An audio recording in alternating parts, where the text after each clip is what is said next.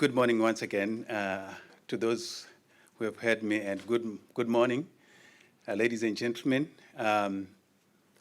esteemed academics, students, members of the media, and all that have gathered here to take part in this College Research Day, which is meant to share ideas,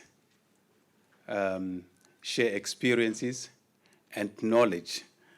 I would like to thank you for taking time to be here with us and participate in this occasion.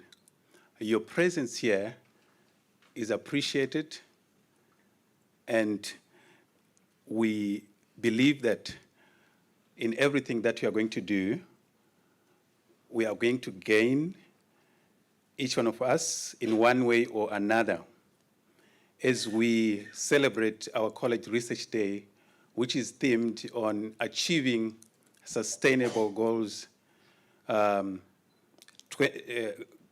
sustainable goals of 2030 after COVID. The issue of COVID is one event that has marked a significant watershed in our society. It has changed a lot of things that we never thought were going to happen. A story is often told about a man who went to prison for 40 years, and when he came back, he was surprised to see people who were talking to themselves. Little did he know that we now have earphones that you can talk on your own, and headphones. So he was looking at them like, what is happening? Are people now crazy or not? For people who didn't know what happened during COVID, might not know how it has significantly changed the world, the way how the world operates. So as scholars and academics deliberate on these issues of achieving sustainable development goals after COVID-19, I would like to thank you for contributing important and insightful papers. Without further ado, I would like to get into our program and acknowledge that there are some people who are supposed to be here who are not, like Professor Songa, who was supposed to be part of us, but due to reasons beyond his control, he could not attend. Having said that, I would like to welcome our college Deputy Vice Chancellor, Professor Menagai Reddy, to come and give us a welcome address. Thank you.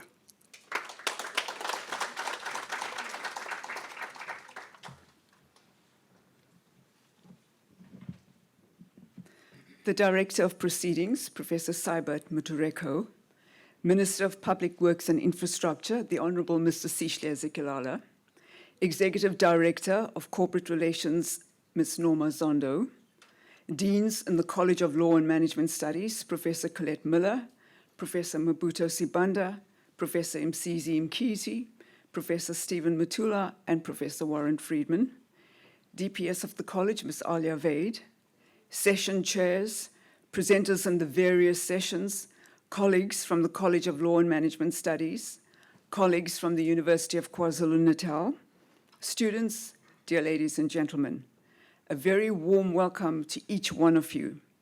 I'm pleased to greet you on behalf of the College of Law and Management Studies and to welcome you to this important Research Day conference that, in my view, is more than a platform for the presentation and showcasing of the research being conducted by our staff and students. Over the past 3 years, no aspect of our lives and operations has escaped the disruptions wreaked by the COVID-19 pandemic. Since 2020, we have been denied significant opportunities like today's Research Day to engage with one's colleagues, to spend time in each other's presence chatting about serious and not so serious matters, to debate exciting intellectual and academic issues, to critique each other's research, and to eat together and build friendships. Today is important for all these reasons and more. In normal circumstances, one really gets to see and be inspired by what one's colleagues in the other schools are doing. We are seldom able to get the chance for engagements that encourage us to look for ideas for interdisciplinary collaboration with colleagues from other disciplines. Events like today's are ideal platforms for these types of engagements also. Therefore, my hope is that one of the outcomes of today's Research Day will be a surge in interdisciplinary research projects across the college. The University of KwaZulu-Natal prides itself on its goal of being relevant. This objective involves providing relevant academic programs to our students and conducting research pertinent to uplift the society we live and serve.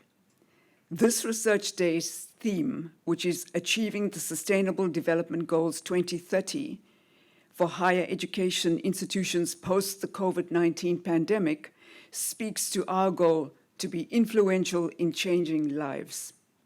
Therefore, I'm pleased to welcome our keynote speaker this morning, the Honorable Mr. Sihle Zikalala, who I have no doubt will share valuable insights on what we as a higher education institution can do towards achieving the Sustainable Development Goals 2030.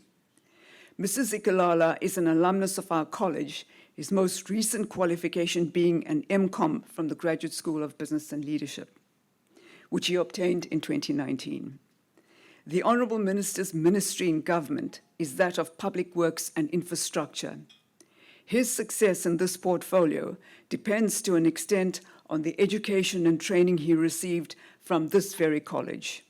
For this reason, among others, we wish him every success in his work and assure him of our support as a college should the need ever arise to tap into the wealth and breadth of the relevant expertise that resides in this college. Ladies and gentlemen, the pleasure of attending conferences like this one is the opportunity to engage intellectually with fellow delegates who are excited as you are about the topics being discussed. I wish you a most enjoyable and intellectually satisfying day, and I hope that you will engage with great gusto in lively debates that challenge the status quo. I thank you for being here.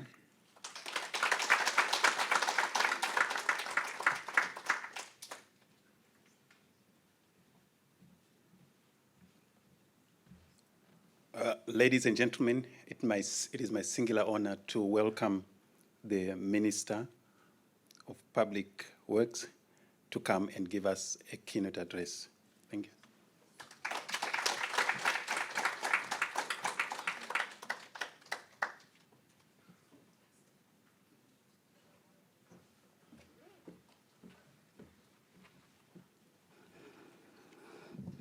Thank you. Okay, let's be seated. I hope if I close this will not be a problem.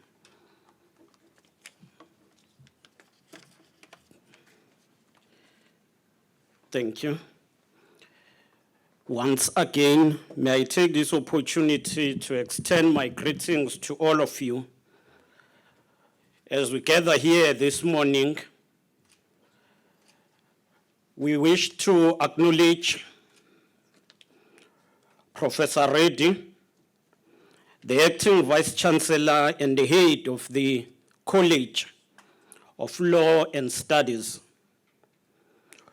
We also like to acknowledge Professor Mtereko, the Acting Dean of Research and convener of this Research Day.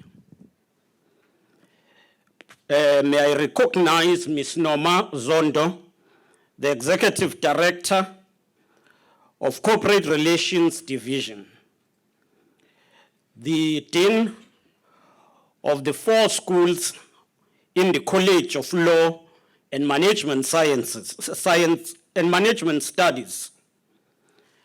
That will be Professor Mula, Professor Sibanda, Friedman, Mutula, but may I also acknowledge the presence of Professor Mkhize,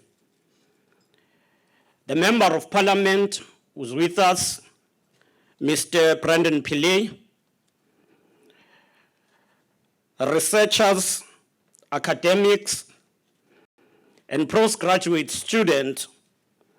We greet you this morning as we gather under the auspices of this fountain of knowledge, propelled by the theme, courageous pursuit or courageously pursuing truth, inspiring greatness, and building an inclusive, responsive African university.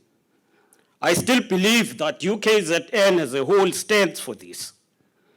It is a special honor for us to be among members of academia during this research day, which is organized under the theme, Achieving the Sustainable Development Goals 2030 for Higher Education Institutions Post-COVID-19 Pandemic.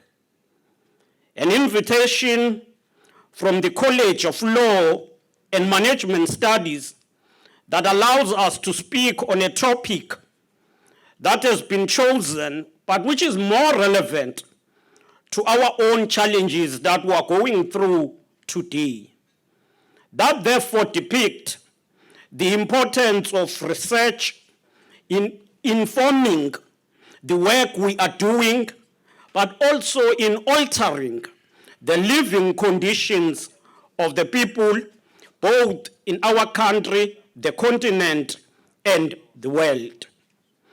We warmly welcome this opportunity.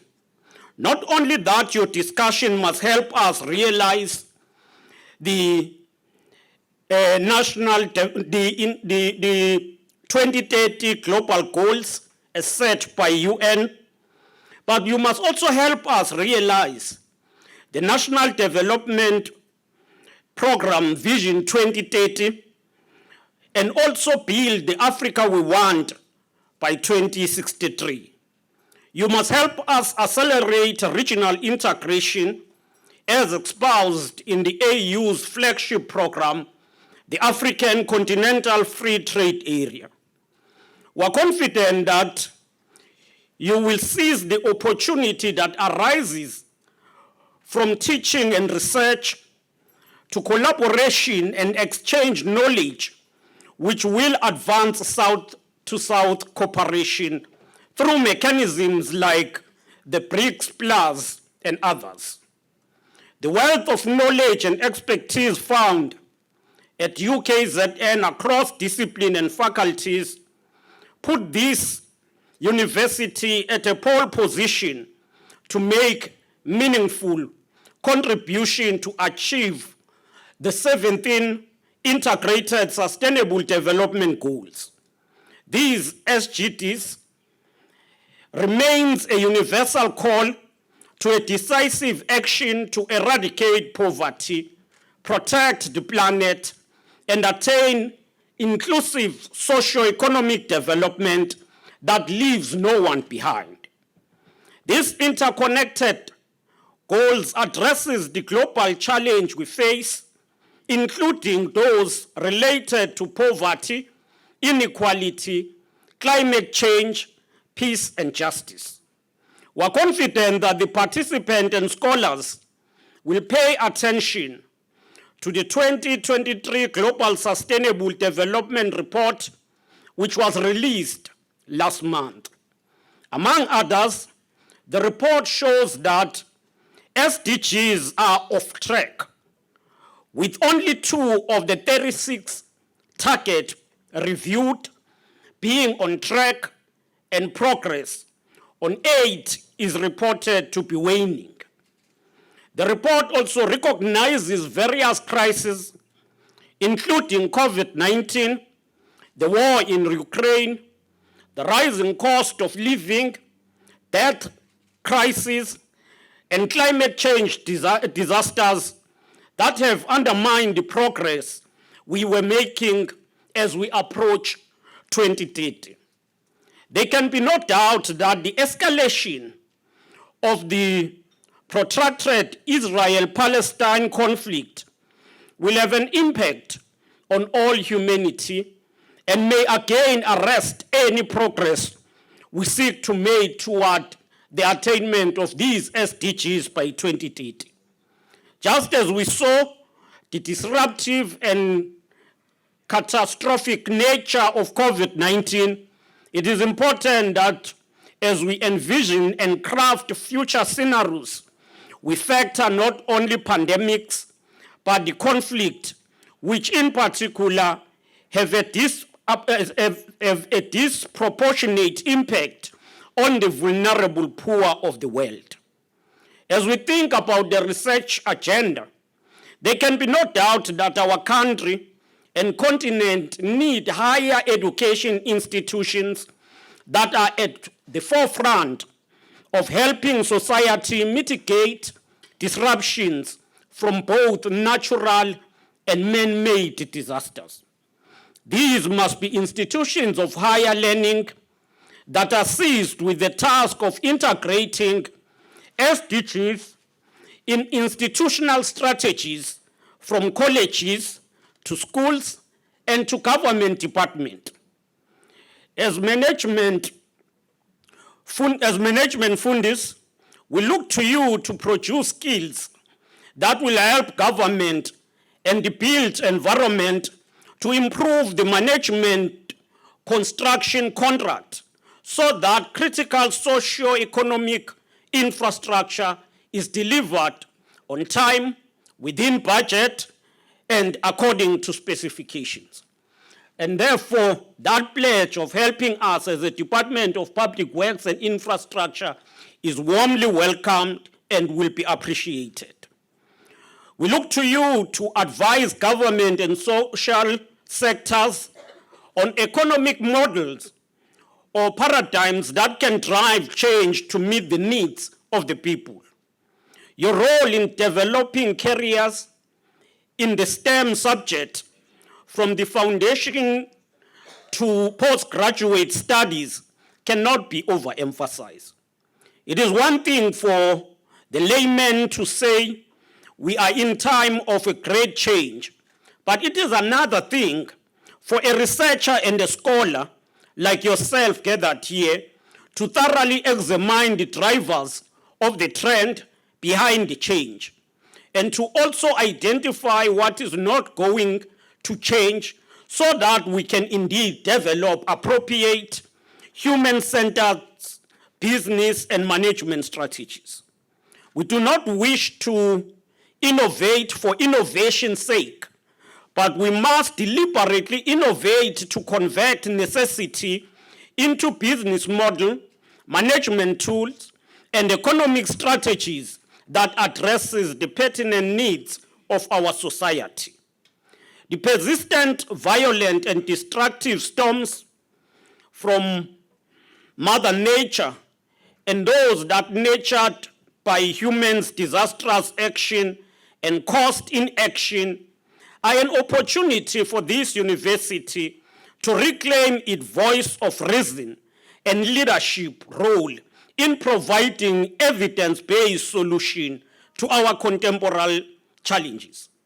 It is an opportune time for the University of KwaZulu-Natal to conduct research that immediately address the developmental needs of our society, for investing more in applied research to provide solution to our persistent challenges, which are all summed up in the SDGs. Scholarships have already been a collaborative pursuit that celebrates sharing of knowledge, debate, and criticism. In this regard, we look to universities to encourage academics to participate in public intellectuality, debate, and for university to work closely with government and civil society to avail research skills as well as support to community development agenda. In the built industry, for instance, we need more architectural designs which will imagine a future range of skyscrapers that capitalize on our indigenous knowledge system as well as culture and traditional knowledge which we have carried on. This is the essence of decolonization process. As places and spaces of production of knowledge, universities exist to question, discover, and generate new knowledge and appropriate solutions, not just to parrot dominant views or protect the status quo. To this end, this university and this college should ask if it is doing well to decolonize law and legal thinking with the purpose of ensuring that law reflects the aspiration of the majority, their cultures and tradition. If indeed law is fundamentally a conflict resolution mechanism, we look to this college to be thinking about how to ensure that our laws reflect African ways of conflict resolution. While scholars have written and published extensively on the values of indigenous law, including customary law and restorative justice, it is still disappointing to see this research not permeating our courts and transforming our laws and ensuring that our jurisprudence benefit from the wisdom of our ancestors. In the 2012 book, Project Ubuntu and Law, scholars have debated this project, including Ima Kronj, the court jurist, especially Yvonne Mahoro and Alpisex. Just to refer to one or two aspects from their work, I think it will be proper to start by referring to Judge Mahoro, who asserted, as I quote, "I believe that we should incorporate Ubuntu into the mainstream jurisprudence by harnessing it carefully, consciously, creatively, strategically, and with ingenuity so that age-old African social innovation and historical cultural experiences are aligned with the present-day legal notions and techniques if the intention is to create a legitimate system of law for all South Africans," close quote. Justice Alpisax provides some useful ways to think around the number of questions that they've examined in these studies. In one of his articles, Toward the Liberation and Revitalization of Customary Law, he argues that democracy should not be regarded as a blade instrument that clubs customary law on the head. He further argues that the strength of customary law lies in its original connection with the life and culture of the people. If customary law is to be revitalized, it must accordingly link itself up to the new energies of a people in transition and be sensitive to the real contradictions of the daily lives. Recently, in his position paper that he issued, he also argued that to be a lonely voice and maybe even unpopular voice, as he warned about South Africa's minimum sentencing regime, he argued that that should not be isolated, but it should be also expressed. And therefore, it doesn't mean if you argue on your own, you are wrong. There have been a number of examples and studies that shows the importance of restorative justice, especially in our neighboring countries such as Mozambique and Zimbabwe. not to waste your time on this subject, but it is important that we also borrow on the importance of impacting knowledge to the lived experiences of our communities. In his 2019 address at the Peking University of China, the former president of Harvard University, Lawrence Bacall, remind us that transformational thoughts and actions normally take root on our university campuses. In a paper titled The Pursuit of Truth and the Mission of the Universities, he argued that, as I quote, great universities stand for truth, and the pursuit of truth demand perpetual effort. Truth has to be discovered, revealed through argument and experiment, tested on the anvil of opposing explanations and ideas. This is precisely the function of a great university, where scholars in every field and discipline debate and marshal evidence in support of their theories as they strive to understand and explain our world, close quote. He further posits that the search for truth by scholars has always required courage, both in the sciences, where those who seek to shift paradigms have often initially met with ridicule, banishment, and worse in the areas of art, social science, and humanities. We have a duty, therefore, to ensure that the academic freedom is academic freedom for all, not for some. The leadership of the university and research supervisors carry the delicate responsibility of nurturing talent without stifling imagination and talent.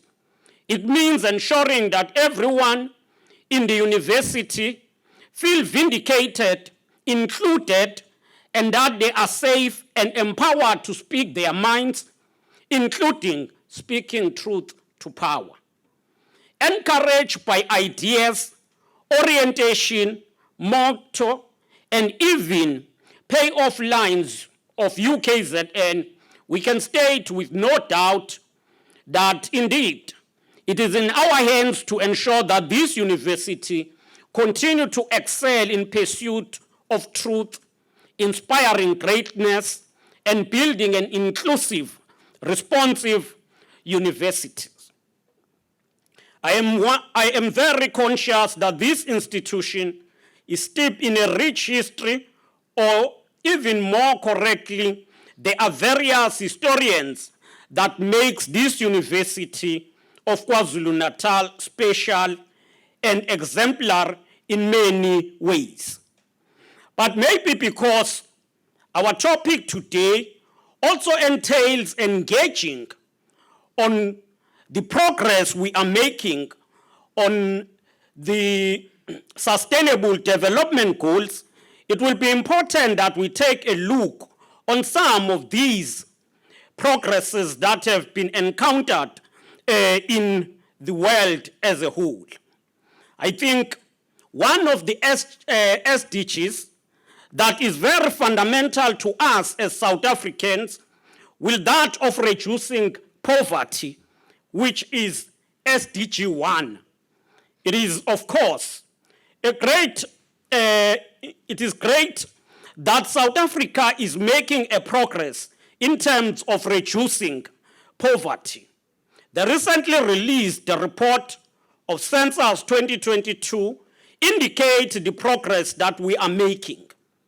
Just to start with, it indicates that our population have increased by 20% since 2011, from about 42 million to 62 million.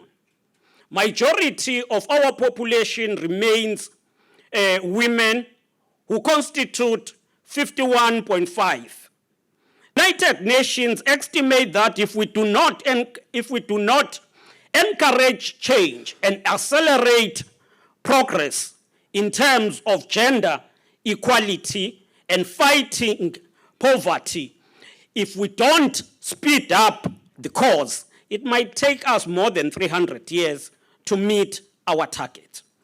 And therefore, recognizing what is underpinned and inform the findings of our census, we all have to make strides to reduce poverty and inequality. Despite many challenges that our country faces, the recent census data shows that we have made progress in delivering houses, especially as it spells out that 17 million homes, up from 14 million in 2011, have been achieved. Nearly half of those homes are in KwaZulu-Natal and Gauteng. Informal dwellings are at 8.1, which is a decrease from 13.6%. In 2022, more than 80% of households had access to pipe water, and more than 90% had access or connected to electricity. And I'm using this word carefully so, connected to electricity.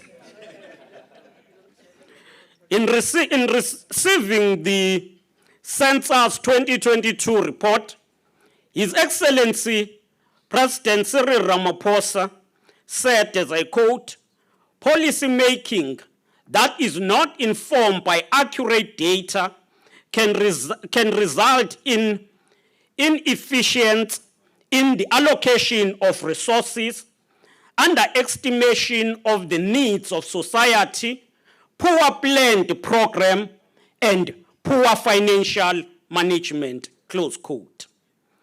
And therefore, colleagues, successful nations invest in research and development. Since the research output policy that was published in 2015 by the Minister of Education, Science and Innovation for the implementation from the 1st of January, its application has seen remarkable growth in research output. The policy defines research output as textual output understood as original, systematic investigation undertaken in order to gain knowledge and understanding. In his essay, "The Role of Research at Universities, What Matters," David Roscoe of Johns Hopkins University posits that the element of the mission of a great university are teaching and learning, research and discovery, synthesis and creativity, understanding and engagement, service and outreach. Research-oriented universities foster an understanding of how separate, related, and strange phenomenon serves as the building block of our world and are positioned to address the fundamental challenges of our time. University research must help drive the steady advancement of societal knowledge through the process of discovery, innovation, and creation. As we emerge from the apartheid rule toward the 30 years of democracy, South Africa's research universities should be central to the country's drive to become a competitive and collaborative member of a global community. If research is directed at providing scientific support to the country, we can achieve faster the objective of a responsive and developmental state. In 2022, the United States National Center for Science and Engineering Statistics reported that since 1996, research output in countries with high income economies, such as United States, Germany, and the United Kingdom, have grown considerably. With regard to the upper middle income economies, such as China, Iran, Russia, and Brazil, have had a more rapid pace of growth since 1996, expanding from a relatively small base number of publications. Whilst in the sub-Saharan Africa, research dropped from 0.44% to 0.42%, with only South Africa recording the highest scientific research expenditure in Africa after increasing its share from 0.77 in 2014 to 0.83 in 2018. Be it as it may, we must celebrate that there is little investment that we are making to the development of scientific knowledge. In his famous book, Pedagogy of the Oppressed, Ferrer cautioned against education becoming an act of depositing in which students are the depositories and the teachers is the depositor. Instead of communicating, the teachers use communiques and make deposits, which students patiently receive, memorize, and respect as the God's word. U.S. medical pioneer Abraham Felsen's groundbreaking critiques of medical education in the United States of America at the turn of the 19th century challenged the status quo by then and led to revolutionize medical sphere in America.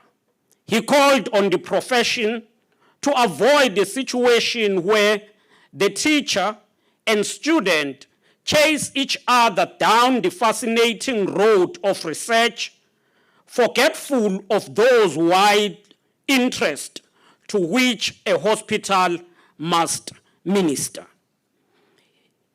He helped America to reorientate its institution and nurture researchers who are conscious leaders of the country's development, each contributing to multidisciplinary, commissioned and independent research that moves beyond the university and is applied to the real problems and challenges of a country. UKZN has to be a leader in our national effort to reduce the carbon footprint and mitigation of climate change. The catastrophic floods that we've suffered in KwaZulu-Natal are a reminder of how increasingly our lives and livelihood have become vulnerable. Climate change is here, and so are threats of food security and the provision of sustainable livelihood. We are called upon to make our economies green whilst helping stimulate jobs and entrepreneurship. As places and spaces of production of knowledge, universities exist to question, discover, and generate new knowledge and appropriate solutions.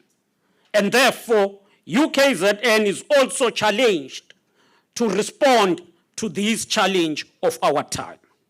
This requires that we also avoid starting conversations in a criminalizing tone. In short, let us work with all sectors, explore all information, even that we don't like, especially the information that make us not to be comfortable. To the students and colleagues in the management sciences, we look to you to produce the skill set that will also help us to drive change in a speedily way.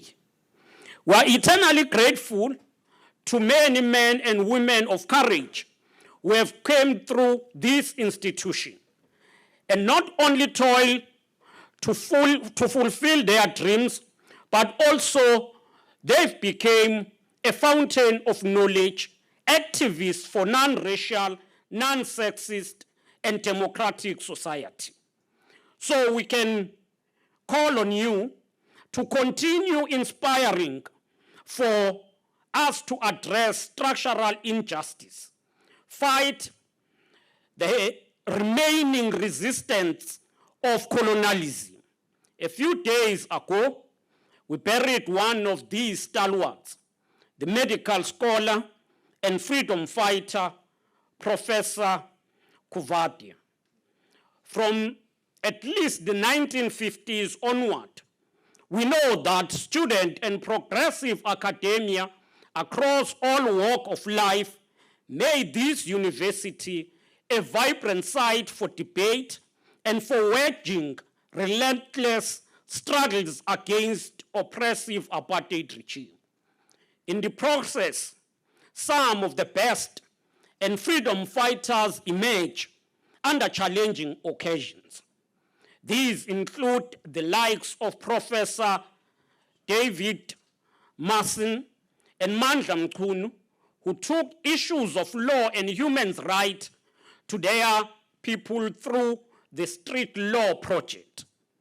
Government have tried to build courts, increase the appointment of judges, and allow all languages to be used in our courts to promote access to justice. Equality, human rights, and access to justice are an integral part of the Sustainable Development Goals. We must agree, however, that the poor still struggles to enforce their socio-economic rights and other rights as enshrined in Section 2 of our Constitution. The cost of access to courts and justice is partly made difficult by the cost of legal fees for lawyers. The poor perception of the Legal Aid Board does not help much. What is also disturbing is that our lawyers have now become participants in robbing the state and the poor of our people. They use medical negligence in health and in road accident funds to steal the money of the client and also make false, exorbitant claims against government departments. We must be united in condemning this behavior and insist that all those involved in such activities must face the full might of the law. It must be remiss of us not to deal with the issue of transformation within the legal fraternity. Although some strides have been made in the transformation of both law and legal profession, particularly in judiciary, we are still a long way to ensuring that black attorneys and professionals reap the fruit of our constitutional democracy. We still do not have big law firms in the terrain as the traditional big white law firms. Big businesses still does not give work to black law firms to enable them to grow. This has an impact on the briefing patterns for advocates. It cannot be correct that African advocates, in particular African women, still do not get enough work to enable them to flourish and acquire the necessary skills. An African student studying law is not guaranteed to have a flourishing legal career once they complete their studies. In short, the color of one's skin is still a central determining factor of a successful legal career. This is what needs to be addressed urgently. As we still witness injustices in the world, including in the Palestine-Israel conflict, allow me to leave you with the words from one of the US judges, Judge Hand, who said, as I quote, "Liberty lies in the hearts of men and women. When it dies there, no constitution, no law, no court can save it. No constitution, no law, no court can even do much to help it. The spirit of liberty is the spirit which is not too sure that it is right. The spirit of liberty is a spirit which seeks to understand rather, the mind of the other men and women. The spirit of liberty is the spirit which weighs their interest along its own without bias." Close quote. May researchers and scholars from this university and college be moved by the spirit of liberty as described by Judge Hand. And may they have courage to speak truth, to build bridges, to forge lasting peace, so that the innocent children of Palestine and Israel can grow side by side in peace as brothers and sisters, so that Africans in Africa can live in peace and collaborate for African development. May UKZN continue to inspire greatness and to remind us that umuntu ngumuntu ngabantu.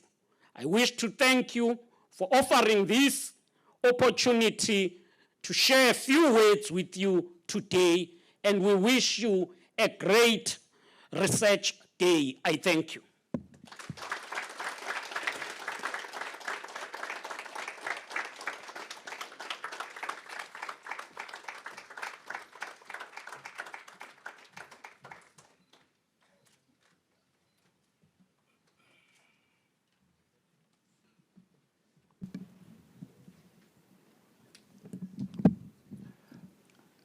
Thank you so much, Honorable Minister, with such an insightful speech, and as well as its provocativeness to scholars who have gathered here today. You have touched on a number of things that are quite important. You looked at the derailment of the SDGs, only two being on track, the impact of the war in Palestine, in Israel, and its impact on what is happening in the world. You also provoked us to interact and engage in intellectual public debates that affect us. I wouldn't like to say everything you have said, but there are quite important things that include the decolonization of the law, and bringing African epistemologies in law, which is important. You looked at the Paul Ferreiren's insights into pedagogy, which are quite important, and the ethical practice of law that you have just touched on. With that in mind, I would like to give an opportunity to delegates here and scholars to engage and reflect on this insightful and provocative speech that the minister has given us. I will ask if there are roving mics to come. Roving mics? Oh, there's one. Okay, good. I'm not sure, Minister, if you can allow colleagues to engage. Yeah. So, by way of hands, I saw you were writing questions, writing some insights, anything that you think you'd like to engage in?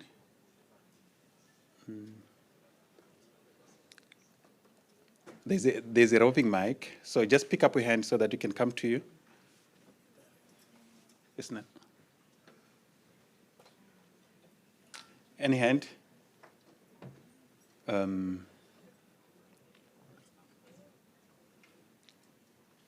Any question or comment, it doesn't need to be a question, a comment or just reflection on this provocative and insightful speech. So can I check? So there's no one.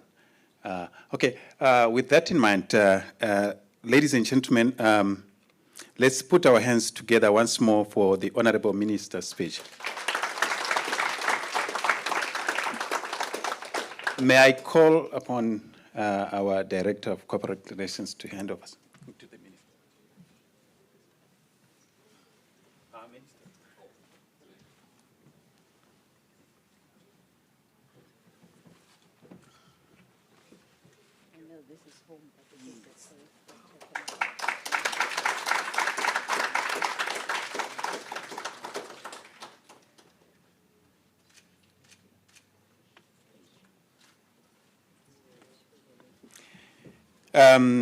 Ladies and gentlemen, thank you so much. We have reached the second part of our program. We're going to have a short break. After the short break, we are going to break into 6 rooms. There will be room 1. This one will be room 1, and this one will be room 2, and room 3. And so it starts from there. Okay, so the room 1, 2, 3, 4 downstairs, and we also have two rooms, 2 Zoom rooms that are on the program. So you choose which one you want to join. You want to join the Zoom room. You want to join in Zoom. We want Zoom room 1 and Zoom room 2, which are going to start soon after the tea break. We're going to break away and come back at 10. 10, what's the time now? 10:15. I think we can make it even quicker. By 10:30, we can come back and continue our program. Thank you.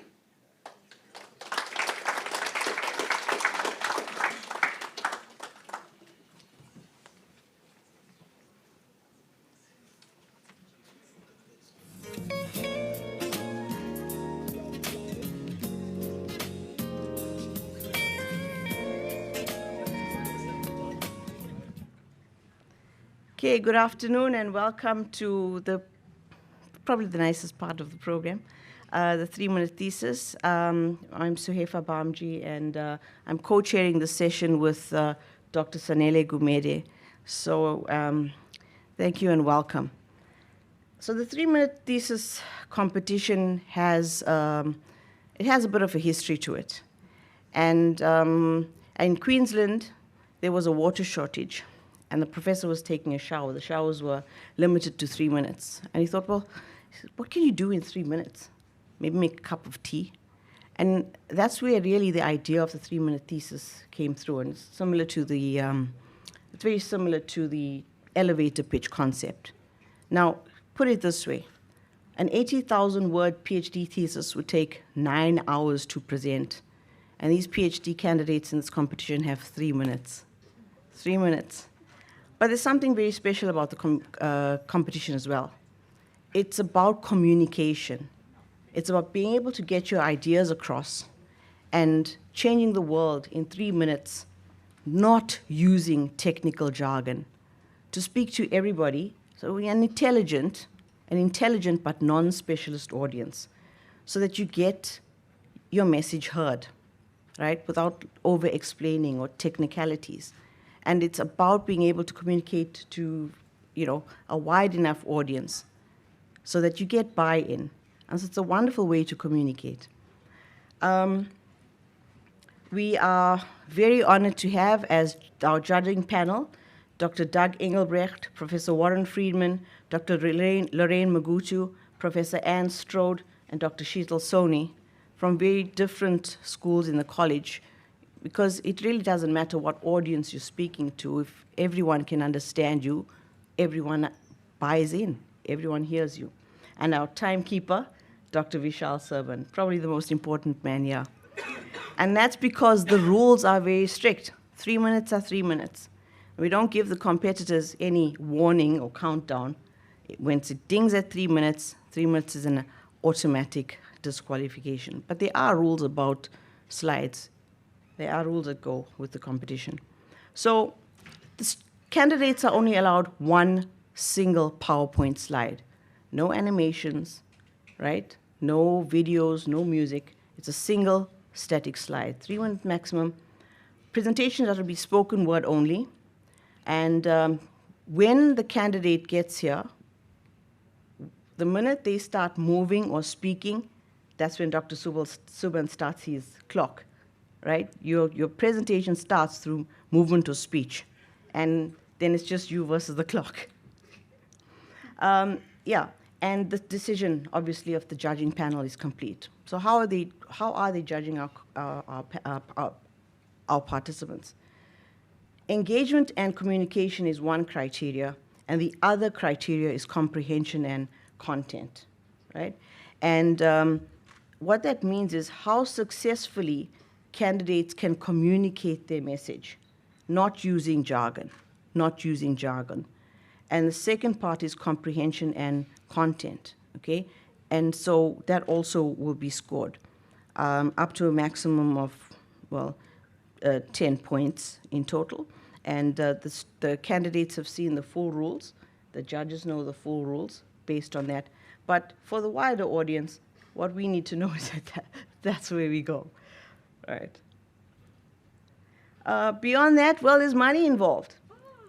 The UKZN winner here gets 5,000 Rand, second place gets 2,000 Rand, third place gets 1,000 Rand, and depending on logistics, etc., the winner can go off to the nationals, which is happening at UFS, hosted by UFS on the 27th of October. And the winner at nationals, well, first prize 16,000, second place 13,000, and third place 11,000. So again, presenters don't get any warning dings. 3 minutes is 3 minutes ding, right? So it's just you versus the clock. I'll now hand over to my brother chair, Dr. Sanele Gumede, and how it's going to run down is Sanele will introduce the candidate, and we'll display their slide. We'll ask, are you ready? One nod, okay? That's the one nod I'm giving you. One nod, Vishal. One nod. And then we start. And when you're ready, once you start speaking, Dr. Suban will start the clock. We good? Good luck.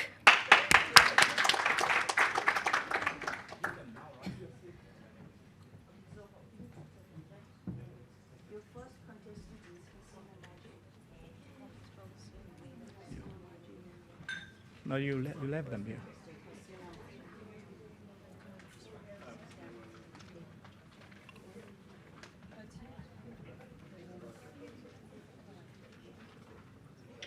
Ready, Bamji?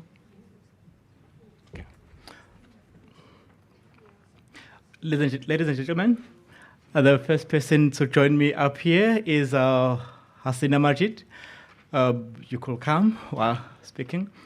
And the title of the study is Monitoring and Evaluation of Eye Health Service Delivery, a public-private case study in the Umgungundlovu district, KwaZulu-Natal. Supervisor is Professor Moke Suban.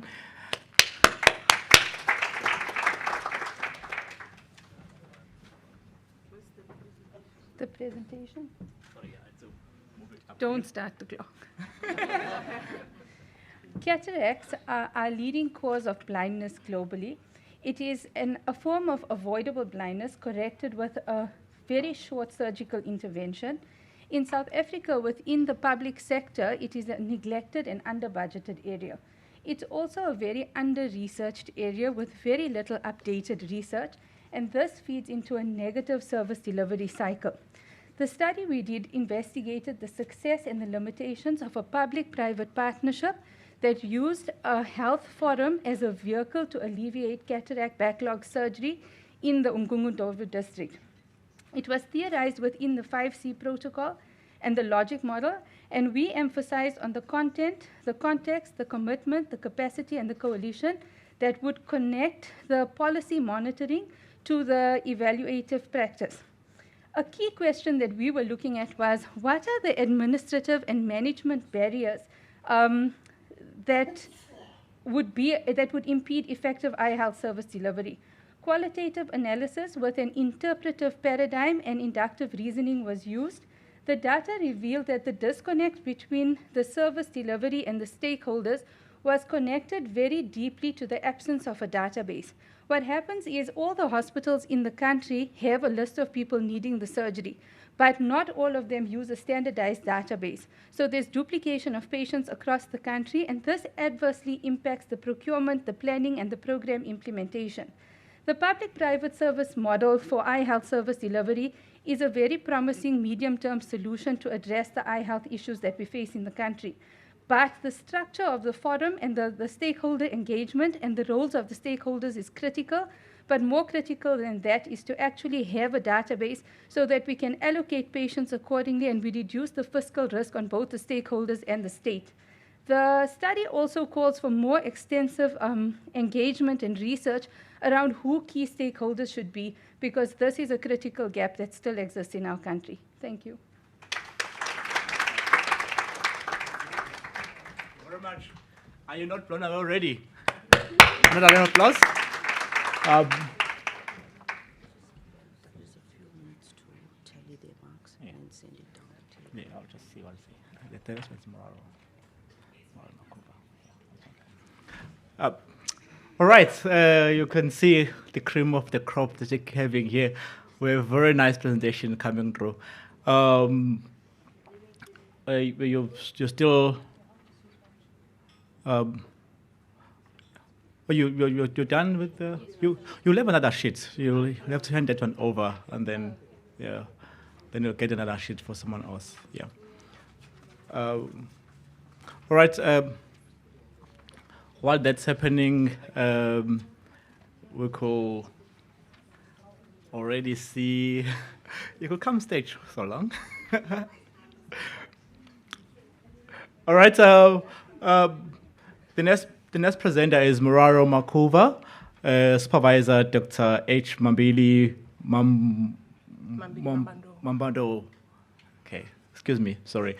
Look, she's ready to blow us away with tightly modeling the effectiveness of control measures from the within host dynamic to the population dynamics of sleeping sickness.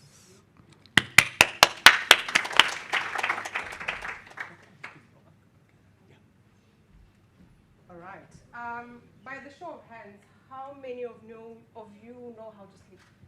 By the show of hands. Okay, some of you don't know. Okay, it looks like we might be able to explain how this sleeping sickness happens. So now, today I want to enlighten you on why I've been having sleepless nights, going through my laptop every time, don't have sleep. And the reason is because I've been doing my thesis, and it's all about sleeping sickness. What is sleeping sickness? It's not you sleeping. Sleeping sickness is basically a tropical disease. You get infected by a bite from a tsetse fly. Now, what really happens? That little thing there that's an insect, it's a tsetse fly. So what happens is, if that tsetse fly is infected, it can infect a human being, and also vice versa. If the human being is infected, when the tsetse fly bites, it contracts the infection. So now, why are we doing this? Why are mathematicians really interested in this? It's because we're like, hey, people cannot die. You cannot sleep and then now just don't wake up. So now what really then happens is then we then try to use multi-scale modeling. What is multi-scale modeling? Now, multi-scale modeling is just using single-scale models, combine them together. You have a multi-scale, right? Scale, just think of it as a time level, right? So now one author through literature said single scale is like you have an elephant, hence the elephant there. You have an elephant and you've got a group of blind men touching each part of the elephant. Now you get each of them explain what they feel to everyone. What are you going to get? Disagreement. Because they are feeling one part of a complex system. So now we're like, man, we're smart. Now we are mathematicians. We're going to group the single parts, each part of that elephant, to form one beautiful elephant. So my thesis is, it has 3 parts. The first part is, what happens in a single infected human being? The second part is, if this tsetse fly infects all these different things, now can we have a model that explains what happens in those 3 different things. Now, my third one, it's like the very cherry on top. We combine what happens inside, which is that part. We also have what happens between the human being. Oh, I forgot. The cattle as well plays a role. It's not just cattle, it's any animal, either domesticated and also a wild animal. So we're now saying, oh, what is the problem? The problem is this thing. It's giving us a problem because it can infect multiple hosts. That's why hence is now we're like, hey, mathematicians, let's be aware, let's solve this. So now we have all those scales, which I said it's time scales, combine all of the 3, and then we have a beautiful elephant. So now I want to just a little bit of taste of what I did. Now the first part that I did, which is the first single scale, is that I pick the trunk and say, what is the trunk representing? The trunk is representing a single infected person. That's it. Thank you very much. Thank you very much. I need to remind. Okay, I need to remind the speakers here to please try by all means to use the mic. Told that we have the high tech that is doing the things that it can be done. I mean the things that get us trending, wherever we're trending. We're being watched online as well. So this has really been a good day. Look, I didn't know I cannot sleep, but I'll figure it out after here.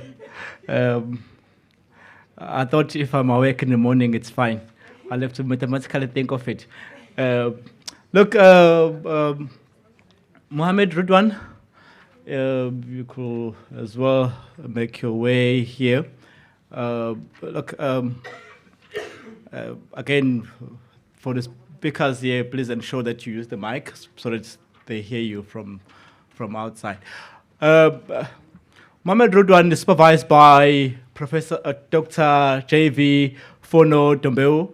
Please, I apologize for pronunciation if I say errors in pronunciation. But he's going to blow us away again with his title of automated ontology reuse in using natural language processing and machine learning.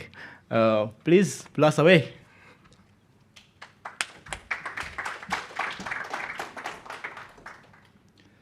Let me start with a question. How many of you here have heard about Google? All of us, right? If not all of us, have used Google for searching for information and news, all right? So when you search for Google, what to do this? Google, how to do that? Google, who is Einstein? Then it provides you with very nice picture, okay, with very related information to Einstein. And the interesting thing is that it provides you with many pictures of other scientists that are related to Einstein and physics domain. So there is intelligence going behind the scene. Google, how did you create text in Word?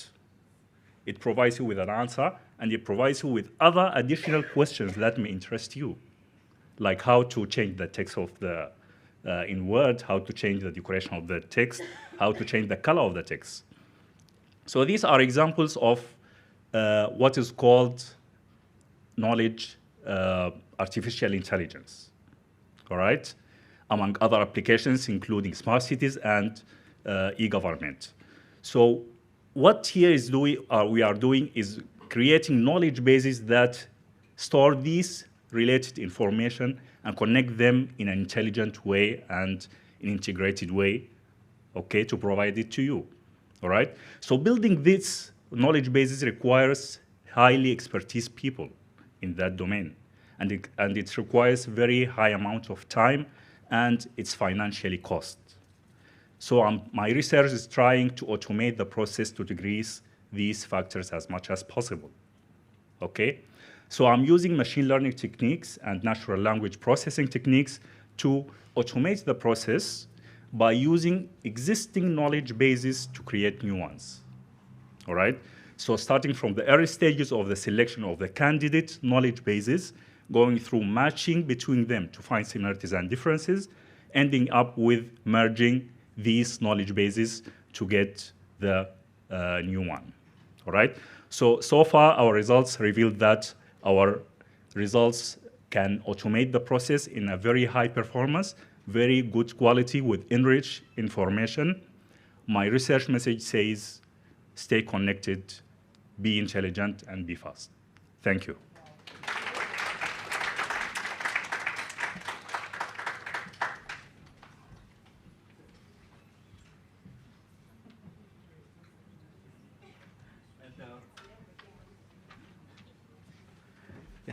Look like there's a lot we don't know about Google. I remember I didn't raise my hand if you asked if you use Google, and I suppose I should. Yeah, I use Google as well.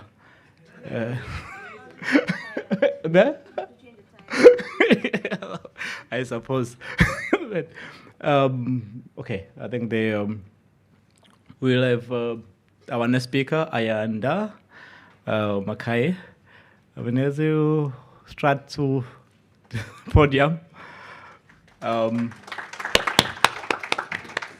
of applause before I even call you. Okay, look, our next speaker is Ayanda Makai, supervisor Professor Mogi Suban, and she's ready to blow us away with examining stakeholders' perceptions on local economic development and implementation. A case study of Umkungundlovu District Municipality. Ayanda, blow us away. Okay. The focal point of the study was on understanding local economic development, implementation, and poor stakeholder relations. The study examined the perceptions of stakeholders on LED efforts and their contributions regarding its promotion and facilitation during this economic turmoil. The key question that was raised was, what perceptions are critical in the success or failure of LED? The study was then theorized on 3 critical theories, which was the stakeholder management theory, complexity theory, and good governance theory. Qualitatively, 24 participants were purposely selected and sampled and interviewed to probe their insights into their lived experiences in trying to facilitate LED. The thematic and content analysis was then identified as key in assisting in terms of identifying the key themes and trends that were common in facilitating local economic development. Various perceptions were then found to act as both obstacles and also facilitators in the widespread implementation of local economic development. However, it also amplified the pre-existing challenges that municipalities and the various stakeholders were actually faced with. So the study then advocated for a multi-stakeholder LED framework that would then be used to try and address these complex challenges facing the municipality. And as such, it also provided possible valuable lessons for other municipalities to help in terms of strengthening collaborative relationships to fast-track local economic development. Thank you.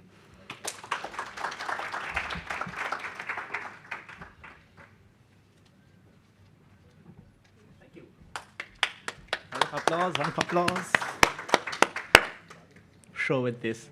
I know we're trending online, right? People are watching us. I know cameras used to see me online as well, so you could Google my name, you'll find me there. And obviously now I'm sure the municipalities, councillors are watching this local economic development. They know if they want to know how to fast track LED, they could just ask UKZN. We'll tell them in 3 minutes or less. We know what they need to do. Prashanti Maharaj, please make your way here. Thank you. Supervisor Air Ramsarup, I think I mentioned right. Yes. She's ready as ever to tell us more and blow us away on this title, Assessing Emotional Intelligence for Enhancing Academic Resilience During Adversity, a study on the University of KwaZulu-Natal. Please, blow us away.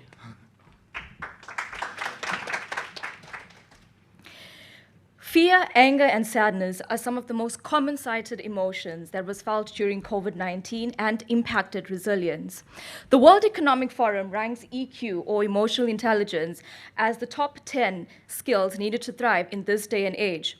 Emotional intelligence, also known as EQ, is the ability to appraise, regulate, and utilize emotions, whereas resilience, on the other hand, is the ability to bounce back from adversity and to thrive positively in situations. Let's take Sarah, who's a working individual. She is feeling overwhelmed by the pandemic. She is feeling stressed and anxious due to job insecurity as well as her health. Appraisal of emotion. Sarah takes a moment to reflect on her emotions, and she realizes that her stress and anxiety is caused due to the uncertainty of the pandemic. Regulation of emotion. Sarah decides to look to her distressing emotions by utilizing self-care techniques such as mindfulness and meditation, and not forgetting positive self-reassurance. Utilization of emotions. Sarah uses her emotions as motivation. She decides to upskill herself so that she becomes marketable to other companies, and her health chooses her to actually turn to the COVID-19 SA COVID protocols. Therefore, my study focuses on the lack of awareness for EQ being a salient skill for building academic resilience within UKZN. So if you look at COVID-19 stresses for academics, they've been through a lot. Excessive workloads, having to be swiftly trained on virtual platforms taking over academics' esteemed teaching methods, social disconnections, and hey, let's not forget about work-life balance. Therefore, my study looks at what is the correlation between EQ and academic resilience. Interestingly enough, there is a significant correlation with academics actually stating that EQ prioritize their mental health, physical health, effective communication, and being able to evolve and thrive in circumstances. Furthermore, to manage distressing emotions, UKZN academics turned to self-care techniques, being able to thrive through technology and not forgetting spirituality. Therefore, my study adds to the body of knowledge by showcasing how EQ can be a salient skill for building resilience, by also taking into consideration by building a self-developed self-care model for academics, and not forgetting utilizing the EAP, which is an employee assistance program. Thank you.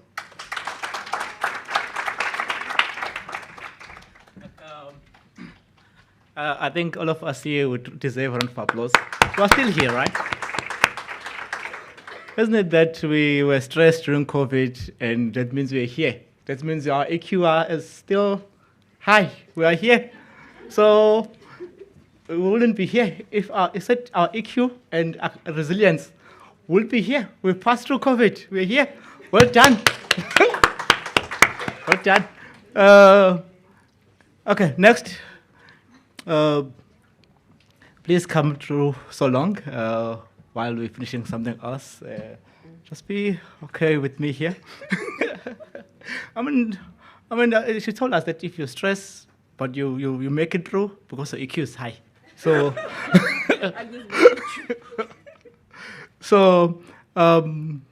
okay. So long, our next presenter, Nomfundo Kakaza, supervised by Professor Micheline Node. I'm hoping I'm presenting it right. Not yet. Okay.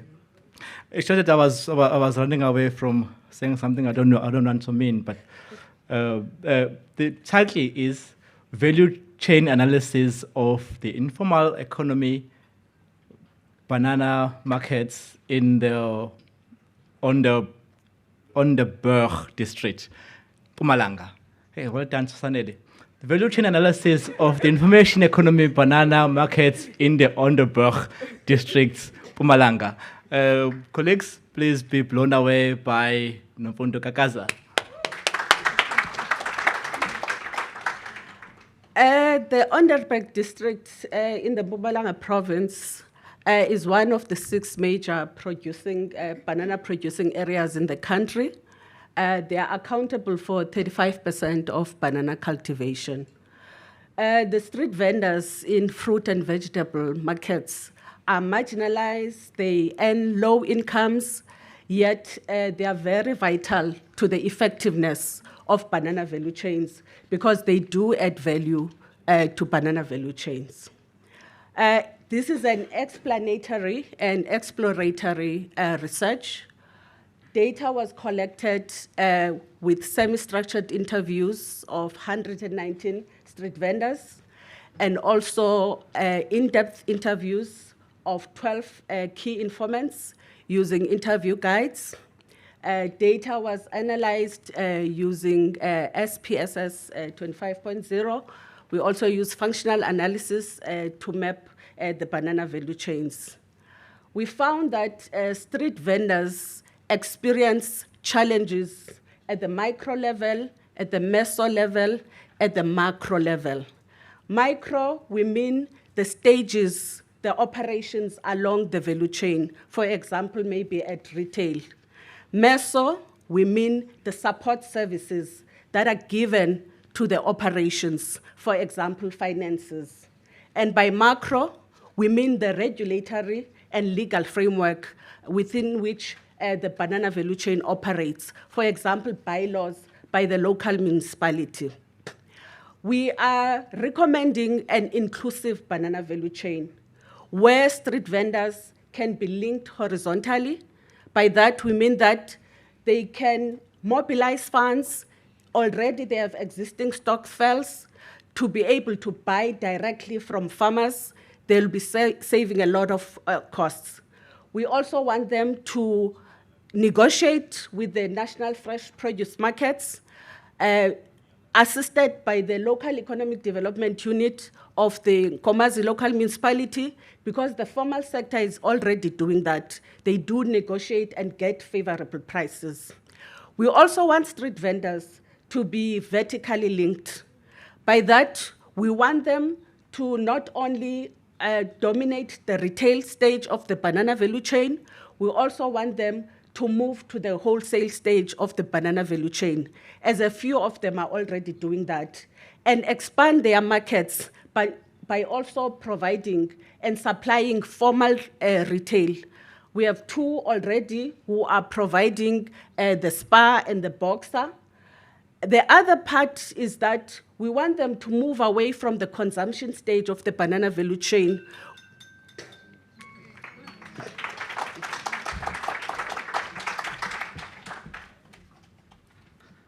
I'll be buying bananas with pride from here.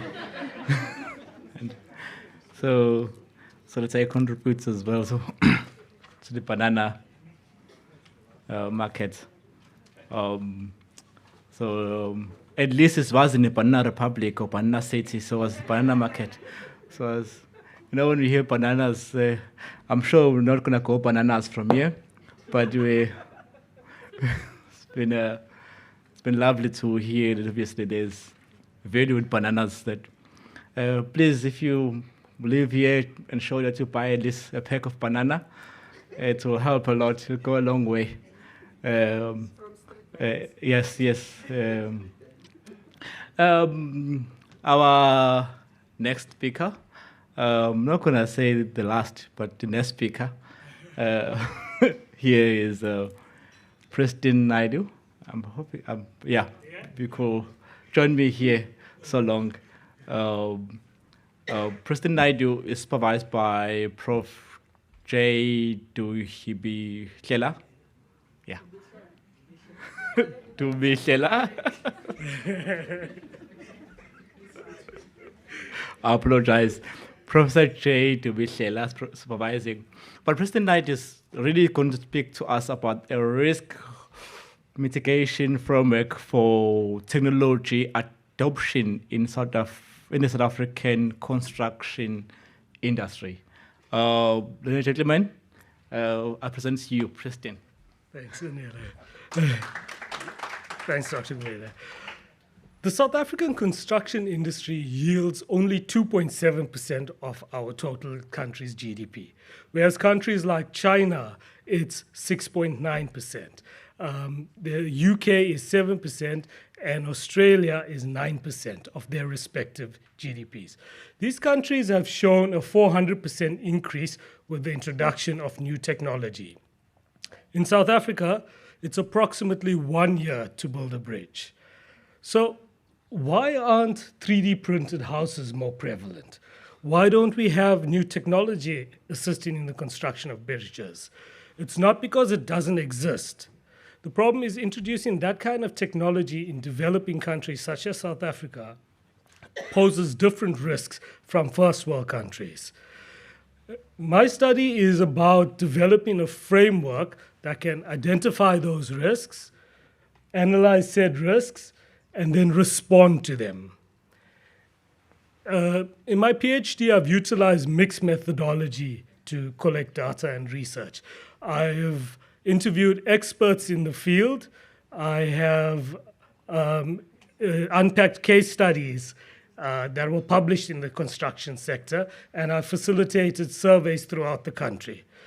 Essentially, my study tailors a risk mitigation tool that is grounded by the best global practices.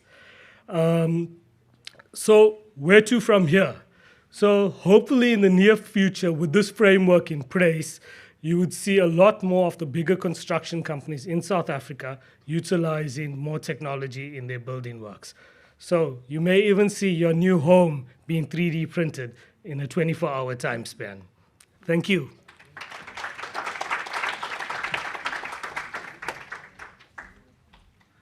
So I guess we know now that technology can replace everything, including the builders.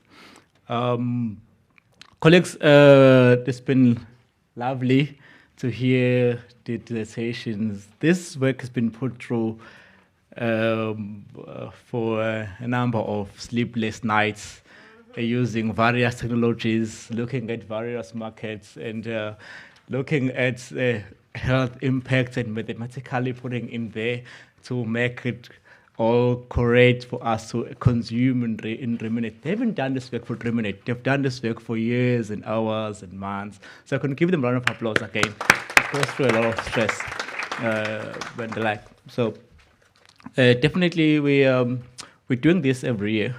So if you still have students, if you didn't know about ruminate thesis, next year we'll do it again. Another year we'll do it again, as long as your student is not done the PhD. So it's invitation to PhD candidates in an advanced stage of their PhD. Not the one you have submitted, so not the one you have passed and graduated, no. As soon as, if you're graduating in next year, May, sorry. So if you happen not to register, suspend a semester, second semester next year, sorry. So we want people who are at advanced stage of their PhDs. But so long while I'm saying this, I'd like to request us to give a round of applause to our judges. And I'd like to request our judges to take all their score sheets with them. There's a room behind that running person here. The room there, I heard that our auditors from PwC and Deloitte, they're waiting for us audits to see the checking and auditing of everything. We are the team of, when I went there, you'll see, it's a team of 6 individuals who are waiting to audit your results, that side. Now they'll come with you, Sisbongi. Please follow Sisbongi. So it will be a comfort break, 5 minute, 10-minute comfort break before the next session comes. So the DJ will hit us with some light music. If you had missed the light snack, we still have some biscuits and juice there at the back. There? Whiskey. Okay, so guys, just if you want to go out, but remember that, so the 3MT national winners will be announced here. The winners from the other tracks will be announced here, and the closing ceremony will be announced here. So go out, but come back. 5 minutes, come back. Thanks.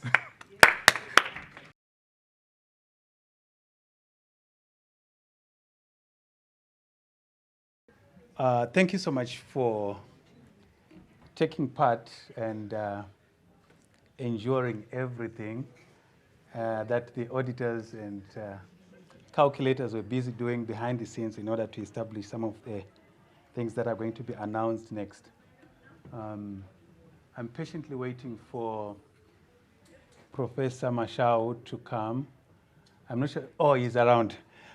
Ladies and gentlemen, and esteemed academics, I would like to call to the front Professor Fano, who is the academic leader, research for School of Management, IT and Governance, to announce the Best Paper Awards. Soon afterwards, that will be followed by Sanele and Suhaifa to announce the winners for the 3-minute thesis. Let's welcome Professor Fano.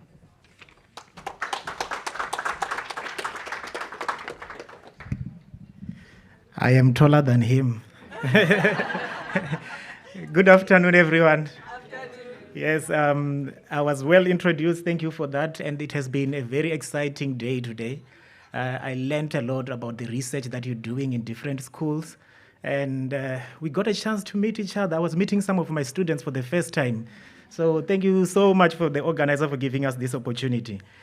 My part is very exciting because I have to announce the winners. And the first thing I need to say is that I have to say that everyone here is a winner, and we were given very nice, the handouts when you're getting them when you're getting into the venue. Well, we get a very good pack when we're coming in here, when we register.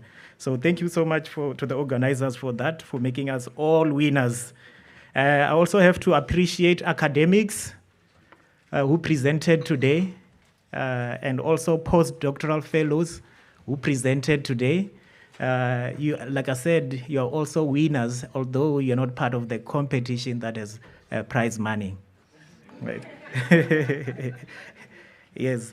In every session that we had today, we had judges. You would have seen people coming in and out in different venues to do the judging.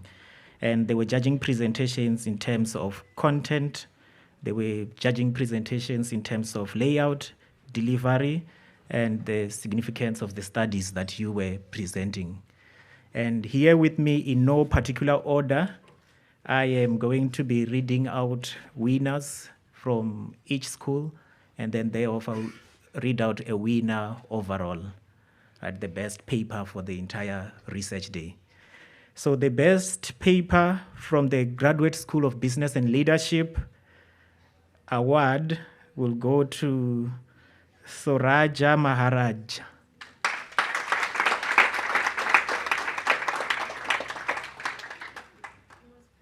Okay, he was present earlier. I do see that he's not here. So I see that the dean of, I wanted to say the dean of the Graduate School of Business is here. I don't know who I'm going to hand this to, but I'll return this to the College Dean of Research, and then they will be handed this later. And for the School of Accounting, Economics and Finance, the best paper goes to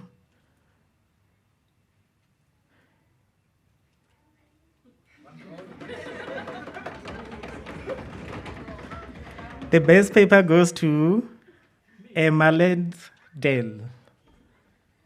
Emma Lansdale. Emma? Emma and the co-authors, are you here? Okay, Emma Lansdale is not here. Emma Lansdale will leave the prize with the College Dean of Research, and then they can collect it later. And School of Management, IT and Governance, the best paper will go to Adrienne Chikowore. Adrienne Chikowore. These winners are not here. I think we need to reevaluate. That one was presenting from... Oh yes, I'm informed, colleagues, that this person was presenting online, and then they will also collect from the CDR's office.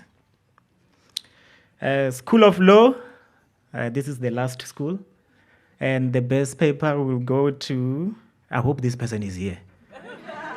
Come on, I want our college dean of research to take a picture with the winner. Chanel Naidu.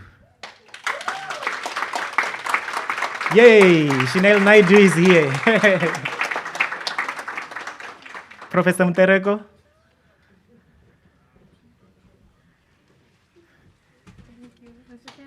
Yep, come this side.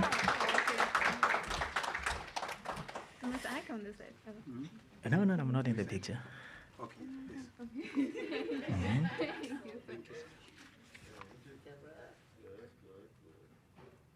you. Thank you. And the 5 million rands. Claiming that for the million pay. Okay.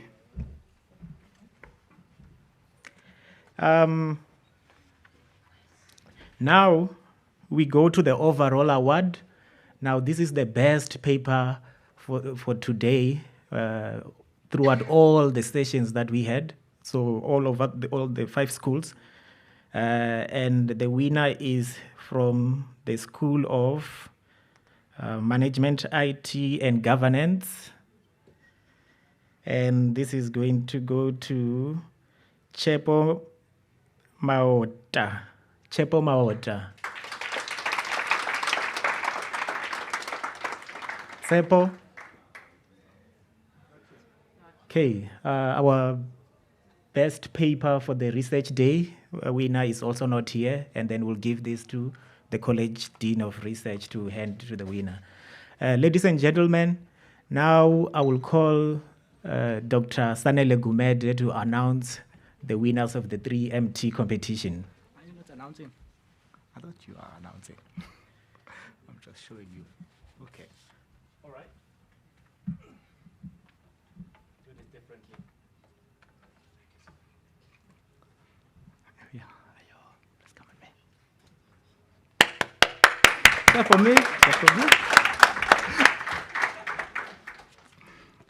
All right. Thank you. My partner and I will announce the result now. Partner in crime. Is it not showing? Why not showing there now? It's supposed to be showing. So if you see, there's envelope here from the judges. So again, thanks everyone who participated and joined us today. So we do have we're going to announce the 3rd place, the 2nd place, and the 1st place winner. And there's prizes for the 3 of them. 1st place and 2nd place will represent UKZN at the national competition, which is happening on the 27th of October. And the 3rd place will serve as a reserve in case there's any hiccups with 1st place and 2nd place. So we'd like to welcome as 3rd place Mohammed Rudwan.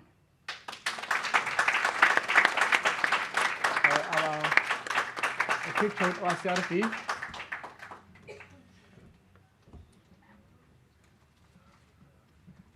Done.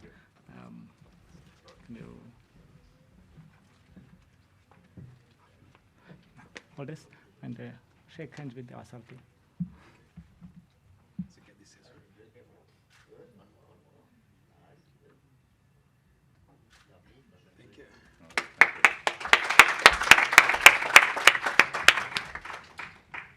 Place. 2nd place, and one of our representatives at the national competition held at UFS, Preston Naidu.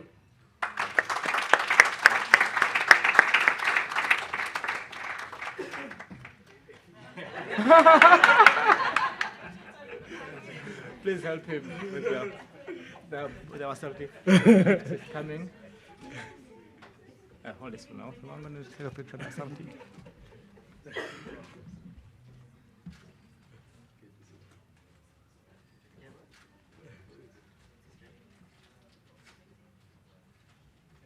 Thank you. Drum roll. And the winner. Drum roll. The winner is. And the winner The winner of the UKZN competition, Prashanti Maharaj.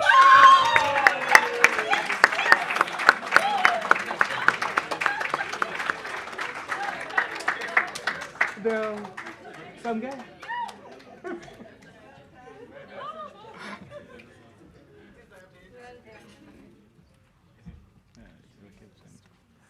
And that.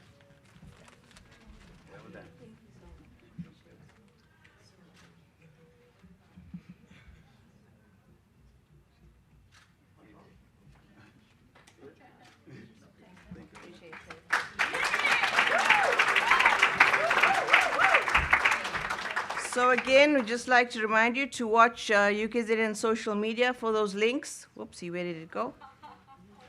There we go. 27th of October, it's virtual online. The viewing link will be shared and populated. So please, friends, family, join in, watch, support our team, and watch the space next year. We're doing it again. Thank you. Travel safely from us, travel safely, but wait. From our side, travel safely, but wait for them to officially tell you to travel safely.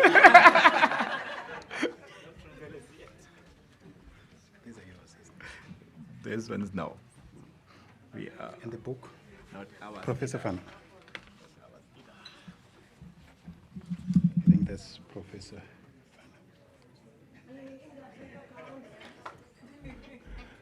Thank you so much. I think Suhefa has already touched on that, to thank you for coming. But maybe let me take this opportunity to massage a little bit the gratitude that Suhefa has already given. On behalf of the College of Law and Management Studies team, I would like to thank you for taking part in this occasion, this event of College Research Day. It's been a long time since we last had our college research. I think it's 4 or 5 years. And we're rusting a little bit, but you managed to come out to support this day.